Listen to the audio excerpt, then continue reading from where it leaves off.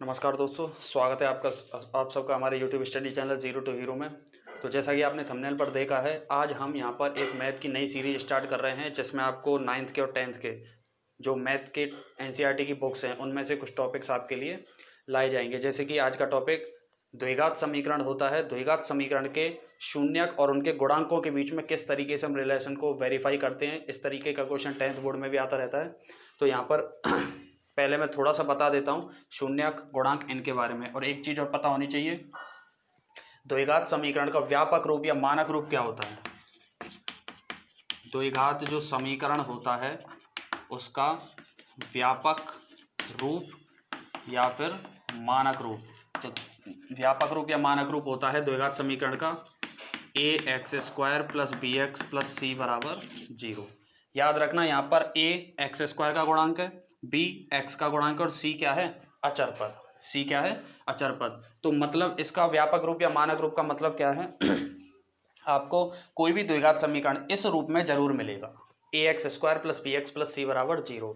इसके दो शून्यक मैंने मान लिए, एक तो है अल्फा और एक है बीटा। अच्छा, शून्यक क्या होते हैं? गुणांक तो आपके पास ही होगा ए बी सी। शून्यक होते हैं अल्फा या बीटा माने हैं, मतलब अल्फा और बीटा की ऐसी वैल्यू या फिर शून्यक वो संख्या है जिसको अगर मैं समीकरण में पुट कर दूं, मतलब द्विघात समीकरण में रख दूं, तो उस समीकरण का मान क्या आ जाएगा, शून्य आ जाए। शून्य, इसलिए उनको क्या कहा जाता है, शून्यक कहा जाता है। अच्छा, शून्यक किसी भी समीकरण के शून्यक उतने होते हैं जितने की उसकी अधिकतम घात होती है। इस द्विघात समीकरण में अधिकतम घात 2 है, तो इसके कितने शून्यक होंगे, 2 होंगे।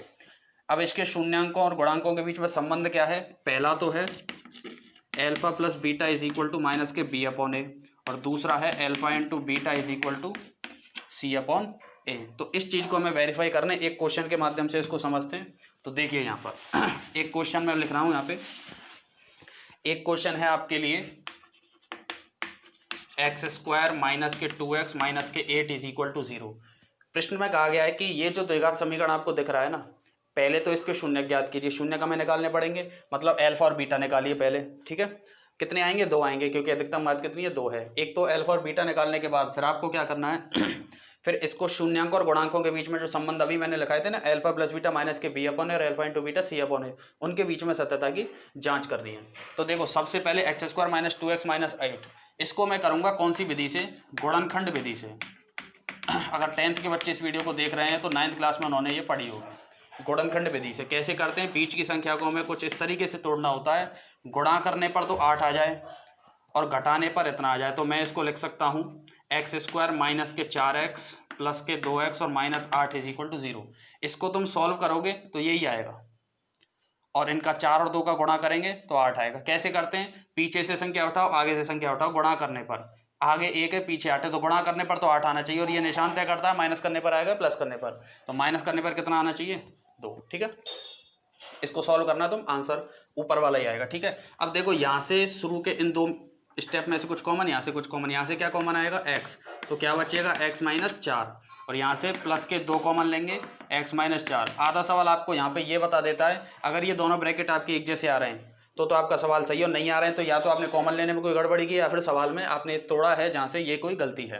तो देखो, x माइनस 4 वाला ब्रैकेट एक जैसा है, इसको मैंने बाहर ले लिया, तो क्या बचेगा, x प्लस 2 बराबर 0।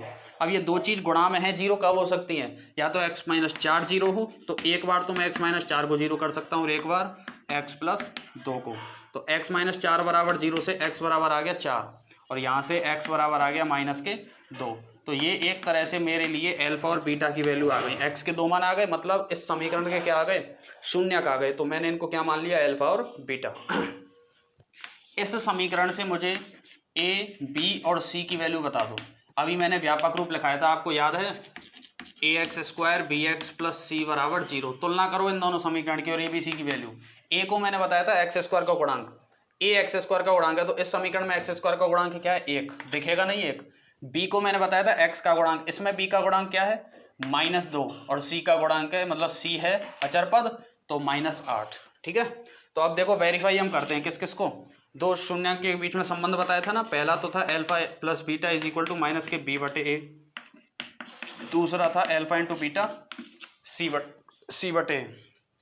अब यहाँ पर इन सब की वैल्यू रखनी बराबर आनी चाहिए। देखो, अल्फा कितना है अपने पास, 4, प्लस बीटा कितना है, ब्रैकेट में लिखेंगे -2, बराबर माइनस लगी रहा है ऑलरेडी, बी की वैल्यू कितनी है -2, कोष्टक में ए की वैल्यू 1, यहाँ से होगा 4 -2 बराबर माइनस माइनस ये कितने हो गए प्लस, नीचे एक का कोई मतलब नहीं, 4 में से 2 गए 2 बराबर 2 आ गए बराबर।